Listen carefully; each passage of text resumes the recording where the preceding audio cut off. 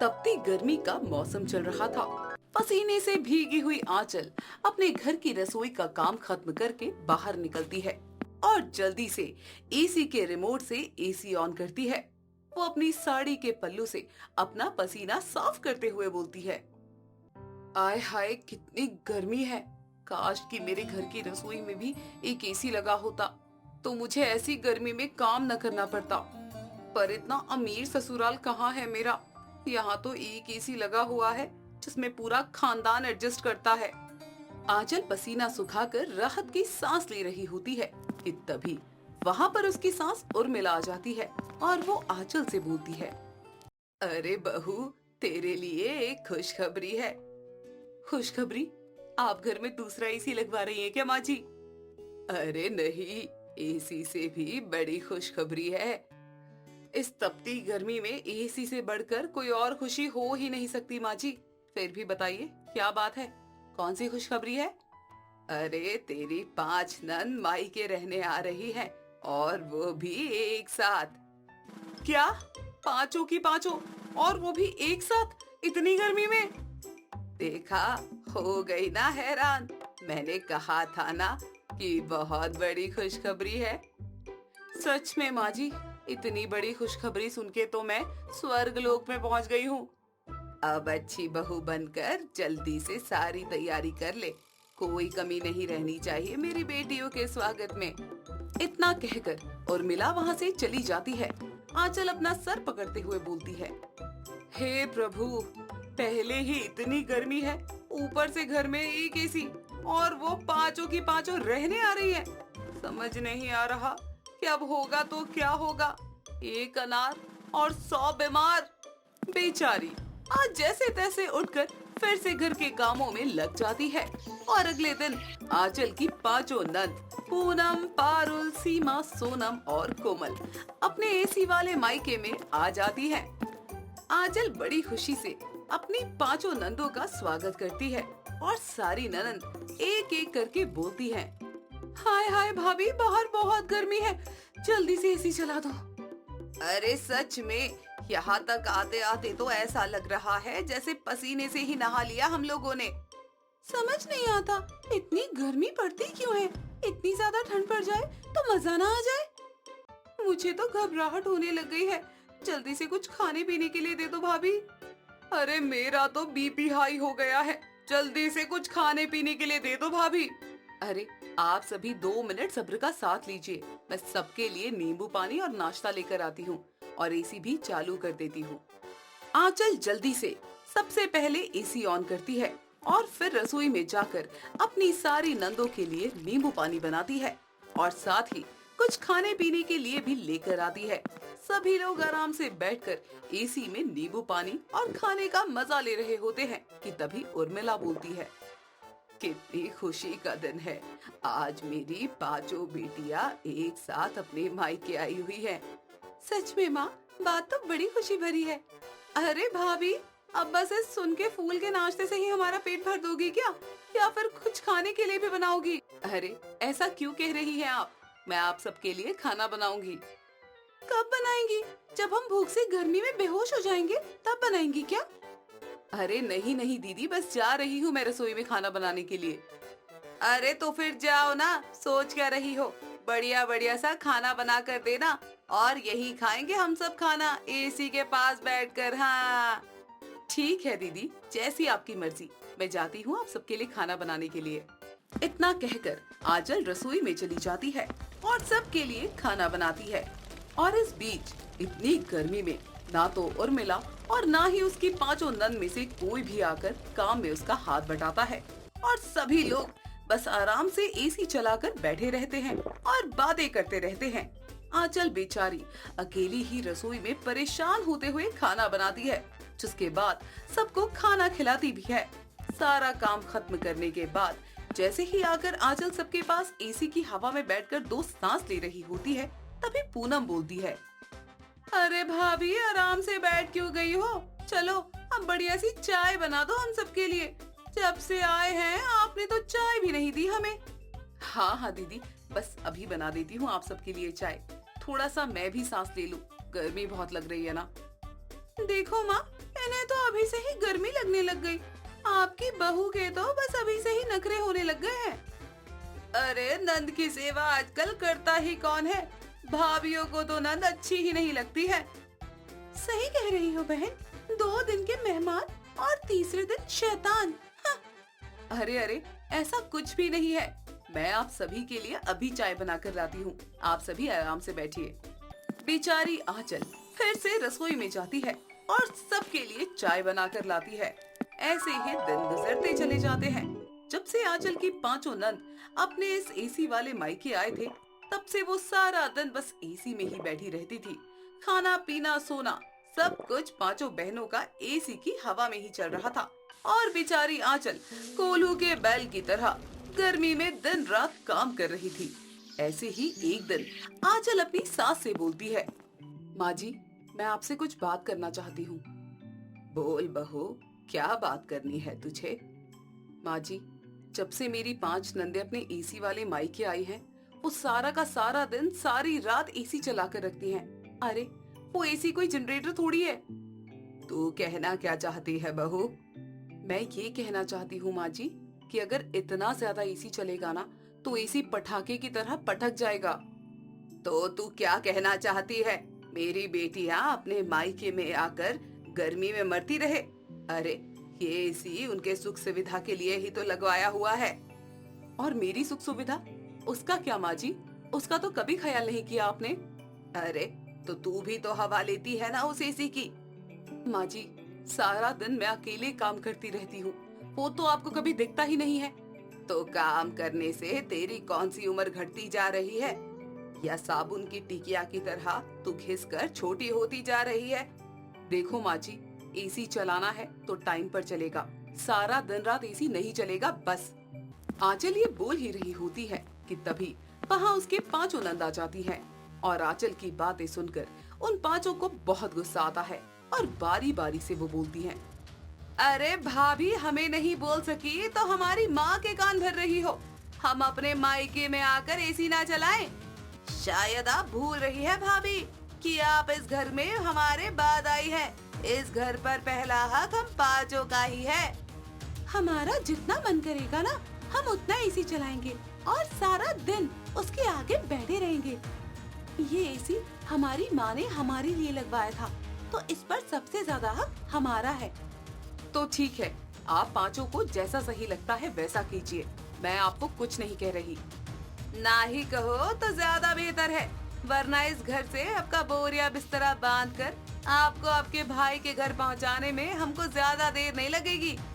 आंचल कुछ नहीं कहती है और एक स्माइल करके वहाँ से चली जाती है। अब दिन गुजरते जाते हैं। आंचल अपनी 5 नंद या फिर अपनी सास को कुछ नहीं कहती। सारी बहनें अपनी माँ के साथ एसी चलाकर सारा दिन आराम से बैठी बस चुगलियाँ करती रहती हैं। एक दोपहर जब पूनम एसी चालू करती है, तभी एक जोर के धमाके की आवाज आती है और सभी के कानों के प्रचंडे उड़ जाते हैं और एसी बंद हो जाता है। तभी पूनम बोलती है, हाय हाय, ये क्या हो गया? ये कैसी आवाज थी? और घर की लाइट भी चली गई और एसी भी बंद हो गया। क्या हुआ ये सब कुछ? अरे बिजली गिर गई क्या छत के ऊपर? अरे कोई कुछ बोल क्यों नहीं रहा? भाभी क्या हुआ है, बोलो। होना क्या है? वही हुआ है जो बहुत पहले ही हो जाना चाहिए था। बहू, सीधा सीधा बोल कि क्या हुआ है? आप और आपकी बेटियों ने मिलकर दिन रात इसी के मजे लिए थे ना, उसी से मीटर पर तो फर्क पड़ता ही जा रहा था। इसलिए ज्यादा लोड लेने की वजह से एसी ब्लास्ट हो गया है। मीटर ब्लास्ट हो गया? तो इसका मतलब अब हम सबको यहाँ गर्मी में रहना पड़ेगा? बिल्कुल रहना पड़ेगा।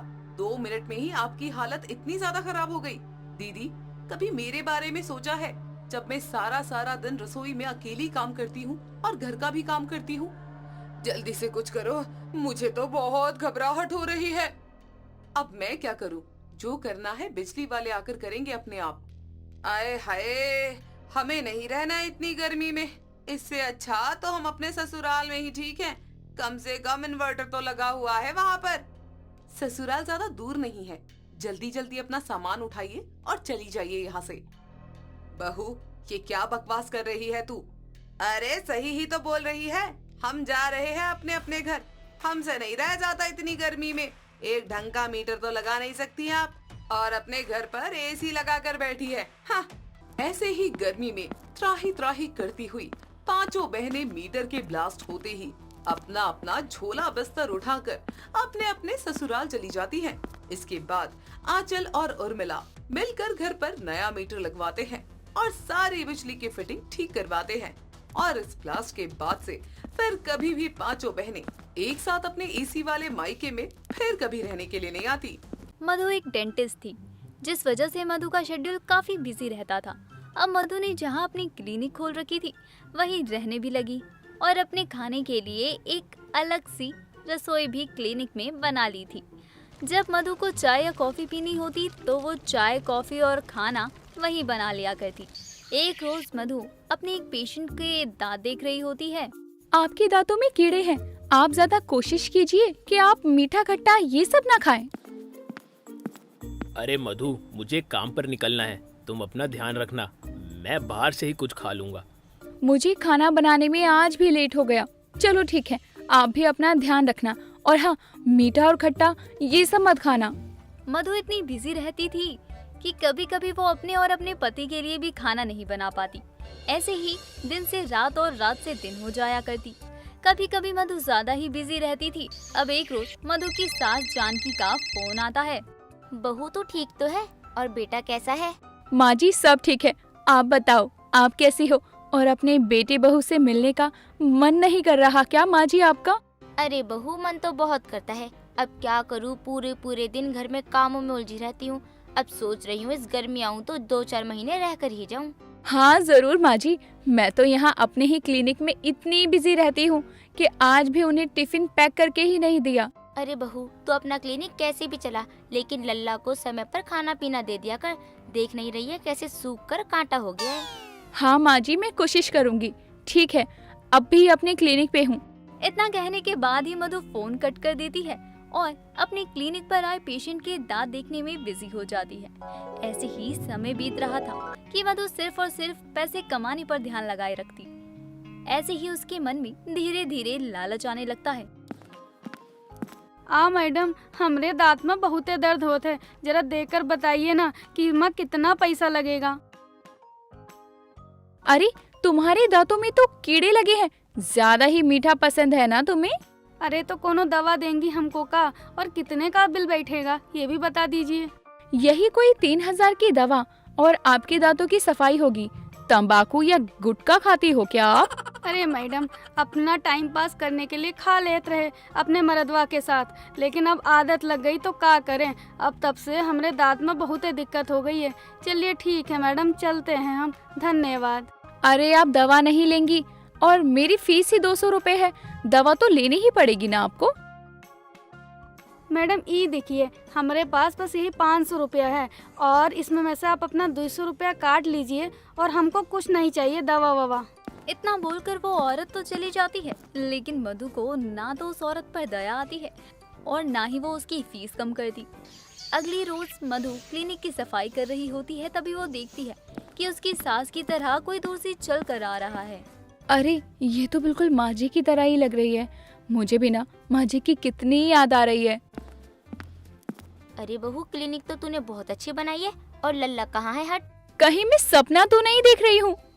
माँ जी आप इतनी सुबह यहाँ कैसे, और कब आई आप गांव से शहर, और किसके साथ आई? कुछ बताया क्यों नहीं कि आप आ रही हैं? अरे अरे बस कर बहू, एक साथ इतने सारे सवाल दाग रही है, जैसे तू मेरी डेंटिस्ट बहू नहीं बल्कि वकील बहू है। तू ही बता, अब मैं किस किस के जवाब दूं तुझे? अरे माँ जी, मुझे आपकी चिंता होती है। अब आप आ गई है ना, तो मुझे खाने पीने की कोई दिक्कत नहीं होगी। हाँ, उसी के लिए मैं यहाँ आई हूँ, ताकि मैं अपने लल्ला पर ध्यान रख सकूँ। तुझे तो मेरी लल्ला से मतलब ही नहीं है, न खुद खाती है और ना ही उसे ध्यान से कुछ बना कर खिलाती है। अरे माँ जी क्या करूँ, डेंटिस्ट बनने के पीछे मेरी कम मेहनत है। ना जाने कितने समय तक मैं अपने घर वालों से दूर रही हूँ। खैर माँ जी, अब मेरे पेशेंट आने शुरू हो जाएंगे, आप खाना बनाकर आराम करो माँ जी। इतना बोलने के बाद ही जानकी तो खाना बनाने चली जाती है और मधु अपने पेशेंट को देखने लगती है। अब कल वाली वही औरत मधु की क्लिनिक में आती है। अरे अब क्या बताएं मैडम, कल चावल खा रहे थे, वही में कंकड़वा आ गया और हमारा आधा दांत टूट गया। अरे मैंने तो आपको कल ही कहा था कि आपको दवा लेने की जरूरत है। अभी मैं इसमें मसाला भर देती हूँ। अरे ओ मैडम, आप कौन सा मसाला की बात करत हो? ऊ जो घर में सब्जी में डाला जाता है या ऊ जो हमार मरदवा घर बनावा में इस्तेमाल करत है? दोनों में से कोई नहीं, वो मेरा काम है। ये दवा होती है, बस अभी इसमें खर्चा कम आएगा। आप जल्दी ही अपने इस दांत को उखड़वा लेना। अरे आप यहाँ जो मसाला भरत हैं वो भर दीजिए। अब जल्दी करिए, हम जल्दी अपने मरदवा को कहकर दांत उखड़वा लेंगे। मधु भी उस औरत के दांत पर कैप लगा देती है और वो उस औरत से 1500 रुपए का बिल बनवा लेती है। अब औरत के जाने के बाद जानकी खाना बनाकर आती है। बहू क्या हो गया था? वो औरत इतना क्यों चिल्ला रही थी? अरे माँ, ये लोग गरीबी का रोना बंद ही नहीं करते। अब मैं क्या करूँ? पैसे नहीं है तो आते ही क्यों है इलाज करवाने? मैंने भी तो जो कैप लगाई है वो 1 सप्ताह नहीं चलेगी, लेकिन अब थोड़ा बहुत तो मैं खुद का भी देखूंगी ना माँ जी। बहू लेकिन तू जो भी कर रही है वो सही भी तो नहीं है ना। ऐसे पैसे फलते नहीं है बहू। माँ जी, आप भी कितने पुराने ख्यालों की होती जा रही हो। वैसे भी मैंने अपनी चीजों के वाजिब पैसे ही लिए हैं। जानकी को अपनी बहू का ये लालच अच्छा नहीं लगता। अब अगले दिन एक बूढ़ा आदमी मधु की क्लिनिक पर आता है। बिटिया, दांतों में दर्द है, जरा दवाई दे दो। अंकल, मीठा खाना तो नहीं खाते ना ज्यादा, और रेशेदार खाना भी नहीं खाना है आपको, और ठंडी चीजें भी नहीं। बेटा, यहाँ एक वक्त का खाना तो मिलता नहीं है, कभी कभी तो मिल जाता है तो खाना पड़ता है सब कुछ। ठीक है, फिर आपको बार बार आना पड़ेगा दांत का दर्द लेकर।